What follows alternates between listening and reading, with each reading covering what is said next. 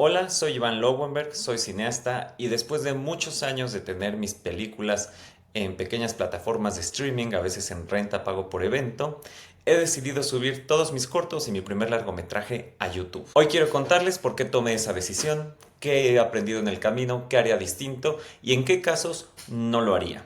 Porque sí, ya cobré mi primer dólar en YouTube y tristemente eso es mucho más de lo que he cobrado en otras plataformas profesionales. Antes de arrancar, los invito a suscribirse y a darle like a este video. Una de las principales razones es que muchas de estas pequeñas plataformas quebraban antes de que yo siquiera pudiera cobrar.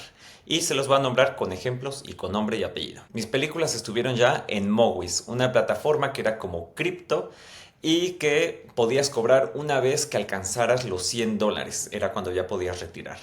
Esto antes de que cumpliera el año, no sé cuánto habrá durado la plataforma, pero antes de que yo cumpliera el año y pudiera llegar a los $100, desapareció. Luego también tuve casi todos mis cortos en algo que se llamaba Shorts TV, que ellos hasta eso sí pagaban como por minuto, no me acuerdo si eran más o menos $6 por minuto, entonces ya si tu corto duraba 10 minutos, podían ser $60 por una licencia como de 2 años. Y lo único que sucede es que pues ya mis últimos mails no me los contestaron y ya no he vuelto a cobrar, lo cual quiere decir que probablemente ya desaparecieron. Lo mismo pasó con Filmdo, una plataforma inglesa que también servía como agregadora. Ellos metieron mi película a Amazon, Estados Unidos y Reino Unido.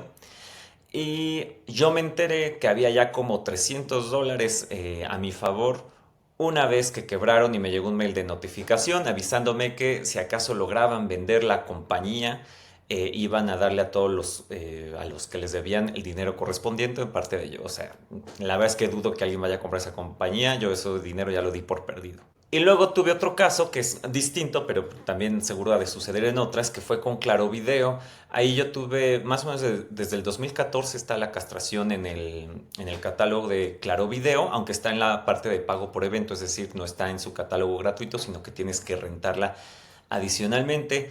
Y al inicio, sí pude cobrar algo, ¿no? Fue como de lo primero, los derechos eran para toda Latinoamérica.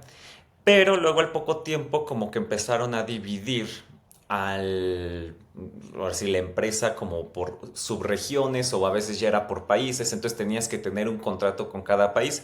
A mi mail me llegaban estas cosas de, oye, esta adenda al contrato, ahora ya lo de Brasil lo ves con Brasil, entonces me llegaban unos mails en portugués que tenía que traducir para ver de qué diablos era, el contrato también, como todo un rollo. Pero aquí el problema y también el problema con las otras plataformas chicas que en su mayoría estaban en el extranjero es que tenías que esperar a que se acumulara cierta cantidad de dinero para que valga la pena las comisiones que te cobran por transferencia internacional, que pueden ir de 20 a $40 más o menos. Entonces, bueno, si hacías $50 no tenía ningún sentido meter factura porque te quitaban 20 o 30 en la transferencia y ya te quedabas con 10. Entonces, pues yo hacía tiempo para que se acumulara el dinero. En teoría no había ningún límite de que si no cobras en un año te la pelas, ¿no? O sea, podías estar ahí 2, 3 años esperando a que se acumulara y valiera la pena la transferencia. Y en muchos de estos casos, pues no llegué ni al primer cobro y ya había desaparecido porque ni siquiera era el mínimo, ¿no? Solo cubría la transferencia internacional y yo me quedaba con nada.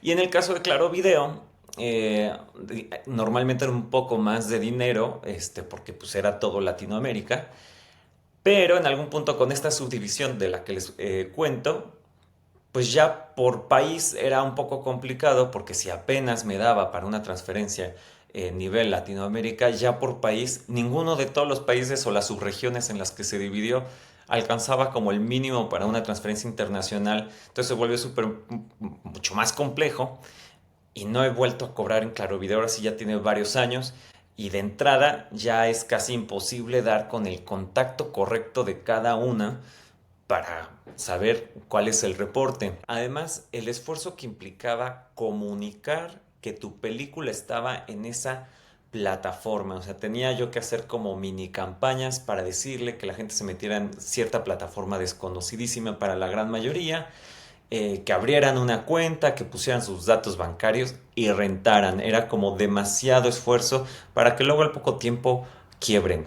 ¿no? Entonces es demasiado desgaste, sobre todo en estas pequeñas plataformas. Es una tristeza porque uno pensaría que son la posibilidad de tener otras opciones y visibilidad, pero la realidad del mercado es otra, ¿no? Es como si no estás en las plataformas grandes, la gente es muy difícil llevarla a que pague. Entonces dije, bueno, pues si voy a llevar a alguien a un canal, pues mejor que sea al mío, y si van a pagar algo, pues que paguen en el mío, ¿no? Ahí en YouTube se pueden dejar propinas, y si no las dejan, pues por lo menos con sus vistas están ya contribuyendo económicamente, y es un acceso directo. O sea, no tienes que hacer campaña de cómo usar la plataforma ni nada, es simplemente aquí está el link, pum, ¿no? Y ya llegan. Otra cosa que me frustraba muchísimo y deriva del problema anterior es que cuando desaparecen las plataformas desaparece toda la información que tú quisieras preguntar de tu película, y luego incluso en las que no desaparecen, también es difícil acceder a ciertos datos que son muy importantes. De hecho, para los productores de cine, saber quién es tu audiencia es oro. Dónde la ven, quién la ven, si gusta o no gusta, en dónde.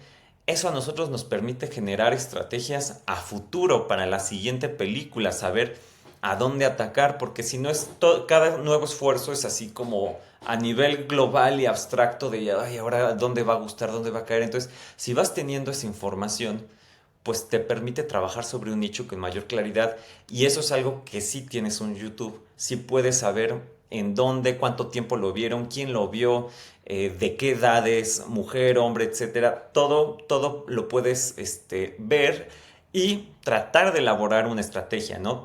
Hacer ciertas conclusiones que te permitan avanzar y no partir de cero en tu siguiente proyecto. Lo cual me lleva a lo siguiente. Yo, digamos, mi canal tenía ya muchísimos años. Subía ahí de vez en cuando cualquier cosa, cortitos de la carrera, luego los bajaba porque todo el mundo me decía, no, es solo en plataformas, porque en YouTube es como pelucearlos, nadie los va a ver, no los toman en serio. Entonces yo andaba ahí como, pues ahora lo bajo, ¿no? Eh, y bueno, ahora que ya me lo tomé más en serio, dije voy a empezar a subirlos y a ver qué pasa. Y me di cuenta que cada cortometraje que yo subía, pues había nuevos suscriptores. Entonces el siguiente partía de un público base, ya tenía más vistas por lo general que el anterior, o mayores interacciones, ¿no? En cuanto a vistas y likes y comentarios, que los cortos anteriores. Entonces te vas dando cuenta que se va generando una base de público que le interesa tu trabajo, y ya no partes de cero en los próximos. Y eso es algo que yo nunca había podido hacer con todas las otras plataformas. Mi público era mis amigos de Facebook y Twitter, que a lo mejor eran los que, digo, no te enteras, ¿no? Si son los mismos que llegan a tu video y le dan like en la plataforma que pusiste. Pero aquí sí, aquí pues, los puedes dar más o menos un seguimiento mucho más cercano, y es ya un público constante que si le dieron suscribirse es porque les interesa qué harás después, y se mantienen más o menos en tu radar, ¿no? Y esa construcción de público no me había sido posible en las otras plataformas. Ahora yo ya sé que a futuro, si voy a subir otro cortometraje o otro largometraje, eh, me puedo comunicar directamente con el público que le interesa lo que hago. De entrada, independientemente de que uno haga campañas de marketing y en otras redes y trates de visibilizar tu trabajo de otras formas, pero aquí ya tienes una base de suscriptores al que apelas directamente y se los estás diciendo. E incluso por adelantado les puedes ir avisando, ya viene, y se van enterando sin depender a lo mejor de un gasto mayor de marketing, que siempre va a venir bien, ¿no? Pero por lo menos de entrada ya cuentas con una base, porque podrías llegar a estrenar tu corto o tu largo sin tener un peso más, y ya vas a tener a quién comunicarle y quién se entere. Ahora, ¿qué hubiera hecho distinto? Ya teniendo estos primeros más o menos 8 meses dedicándome a crecer el canal de YouTube, eh, hubiera hecho distinto lo siguiente. Yo inicié subiendo el contenido que ya tenía hecho. Eso era los cortometrajes y mi primer largometraje, La castración. Y cada video me daba más seguidores, al punto de que, bueno, pues ya ahorita monetiza el canal. Pero en algún punto, pues se me acabaron. O sea, no he filmado tantos cortos y tantos largos como para llenar todo un canal. Y fue que pensé por primera vez en, tengo que generar otro tipo de contenido asociado, pues, a lo que yo me dedico, que fue cuando se me ocurrió lo de hacer especiales sobre festivales de cine, o reseñas de películas, las más desconocidas en cartelera, como para dar un poco de foco a películas que no vienen con tanta promoción.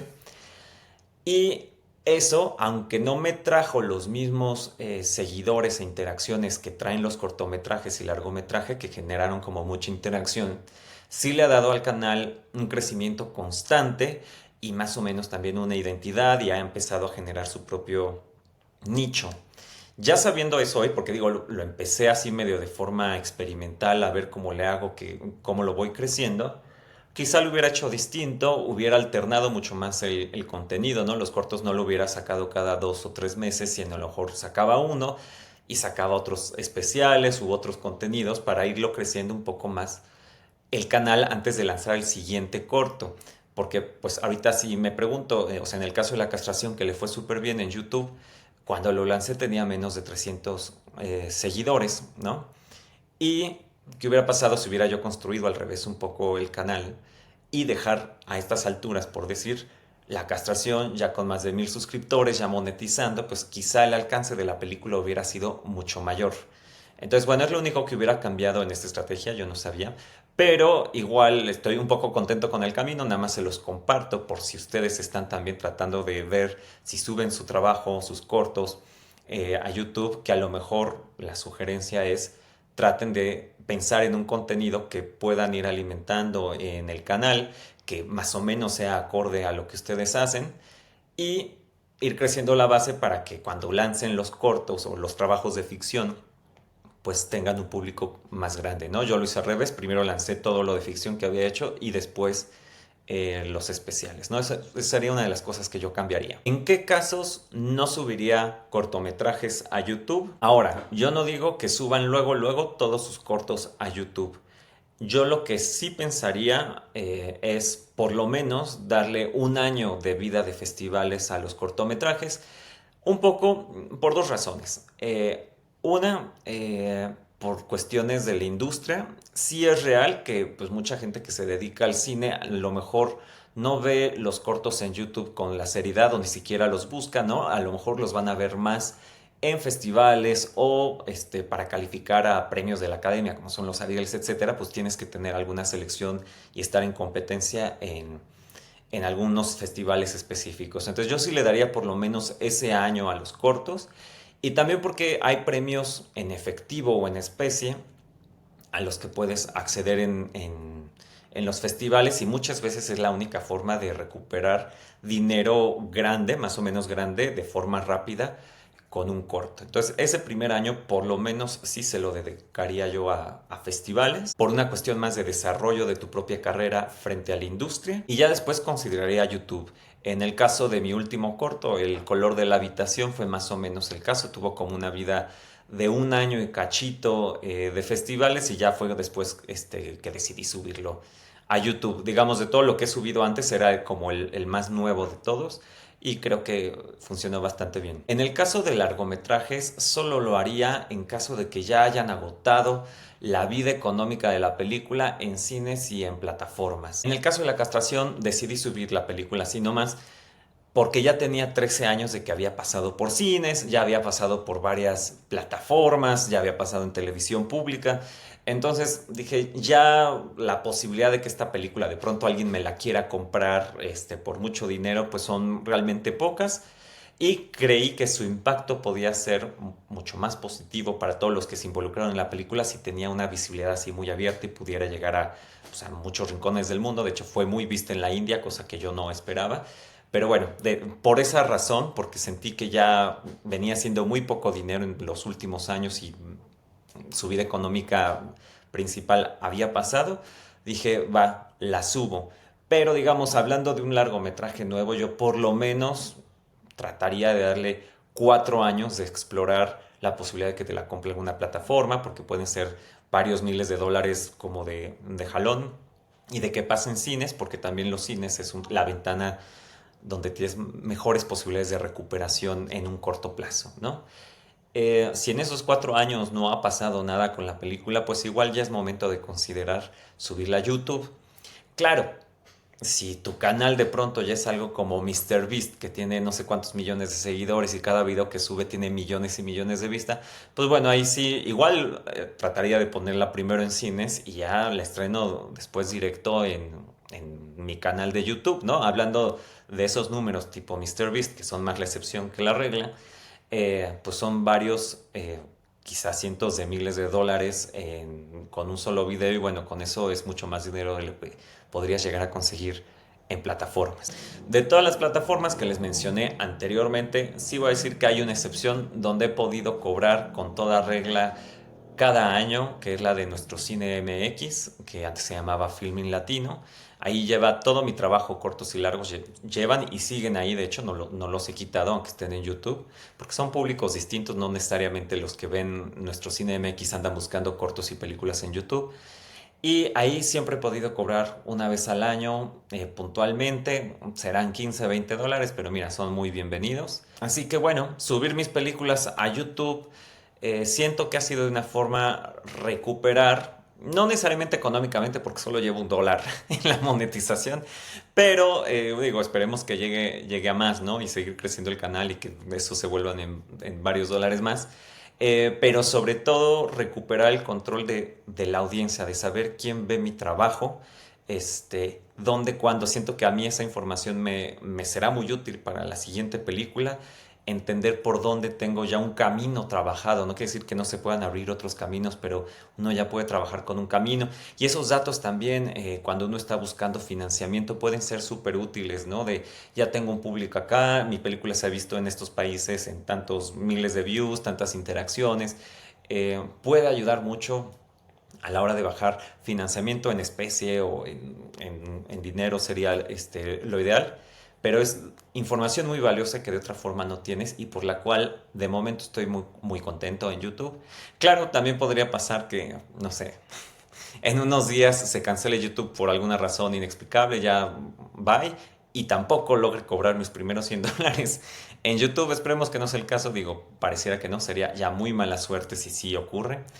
Pero principalmente eso, la información que tengo sobre mi audiencia se me ha hecho de lo más valioso que he recuperado en estos meses que llevo haciendo el canal. Si ustedes también han pasado por este problema de plataformas, de ponerlo o no en ellas, de si están también con las dudas de subirlos o no a YouTube, pónganlo en los comentarios, coméntenme. Y bueno, también si quieren ver mis cortos y mis películas, si no los han visto, pues métanse a mi perfil, ahí hay un playlist, hay varios playlists, pero uno que tiene todos los trabajos de ficción.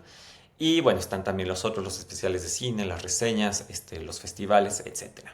Y no se olviden de dar like y suscribirse si quieren más contenido como este.